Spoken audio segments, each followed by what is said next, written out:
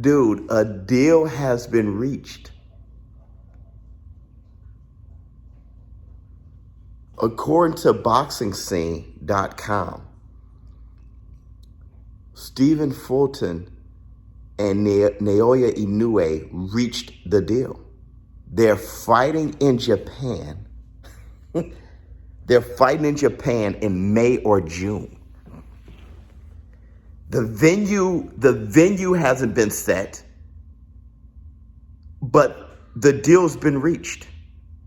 They're fighting at 122 in May or June in Japan. We got to get up early. But we've called Inoue fights. We get up at 3 in the morning and stuff like that all the time. We call Inoue fights. We have no problem. Now is who would win the fight. I'm putting my money on Inoue. I think Inoue would beat Fulton. I think he's more special than Fulton. But that's a huge, steep hill to climb. That's a very hard fight. It's not like, of course Inoue beats it. I don't feel that way at all. I just have Inoue. And I think some of it is some Pacquiao residue. I know Pacquiao is Filipino and Inoue is Japanese. But what I'm saying is, I'm just saying I've seen this before. I've seen when a fighter of that caliber with power in both hands, with speed and great boxing ability, I've seen when a fighter jump up weight classes, beating everybody, dominating, knocking people out, and just continuing on. So there's a bit of a residue there that I'm doing naturally because of Pacquiao's hand speed, Pacquiao's boxing ability, how small of a weight class he started, and how powerful he was. And even the comparisons to Mike Tyson. I remember Pac-Man, little Mike Tyson. I remember those comparisons. And now Inoue, they were calling him, the new Mike Tyson, and him starting off from a small weight class, and him having crazy power and devastating power in both hands, and great speed and boxing ability. The boxing ability.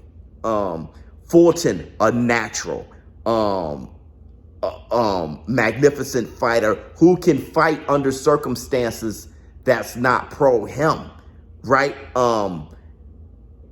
When he fought Figueroa, he said that he made weight in a terrible way and he was exhausted, and he fought his way through. He said he was desperately exhausted, and that's why he started slugging with him, and he still pulled out the fight. So you're talking about a guy who, when chips are down, when things are down, he's never going to quit. Fulton's never going to give up. That's extremely important because against Inoue, he's going to have to reach back and down into that stuff that makes the difference between a good fighter and a great fighter. This is a magnificent fight that both of these guys deserve all the credit in the world for making this fight. But I'm not shocked. Like I said in my last video 4 seconds ago when they were talking about making a fight, I'm not shocked because it's the smaller weight classes. I'm telling you, they all mixing it up down there like there's no problem. And anybody who doesn't care about those weight classes, you're missing out because they do great for the sport. A lot of the big matchups that we want to see, they make there. You just got to know those fighters. Like I said, same for women. This is insane. So March, you have David Benavidez versus Caleb Plant. It seems like everything kind of starts in March.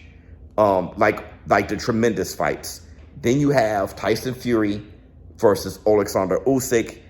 And then the next week, April, you have Gervonta Tank Davis versus Ryan Garcia. And then you have in the same month, sharing that month, you have Errol the True Spence against, right now it seems like it's going to be Keith One-Time Thurman.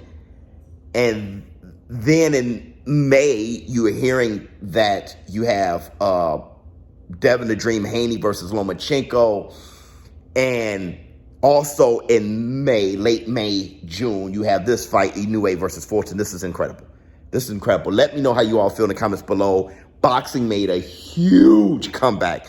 And it's so funny that all of this was going on behind the scenes, and they were just ready to pour it on. I mean, that's just incredible. Let me know how you feel in the comments below. I think that All-Star Weekend is a thing that we have to really think about. I'm out. Huh.